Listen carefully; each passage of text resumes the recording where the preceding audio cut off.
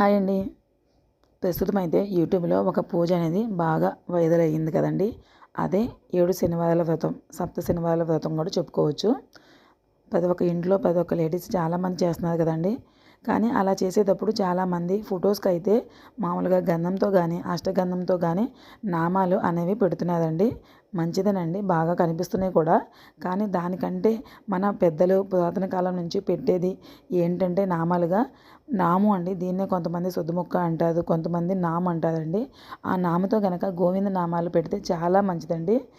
ఇవి అయితే అన్ని పూజ స్టోర్స్లో ఉంటాయండి. జస్ట్ 10 రూపీస్ ఉంటుందండి. ఈ నామాన్ని కొంచెం నీళ్ళు వేసి, కొంచెం నీటి చుక్క వేసి, ఈ నామని ఇలా అరగదీసి అందులో కొంచెం పచ్చకర్పూరం కలిపి దేవుడికి నామాలు పెట్టండి, చాలా మంచిది. అలాగే దాంతో మీరు కూడా నామాలు పెట్టుకోండి. మీరు చేసే పూజకి మరింత తొందరగా ఫలితం రావాలంటే ఇలా చేయండి. చాలా బాగుంటుందండి. స్వామివారికి కూడా చాలా ఇష్టం. Thank you.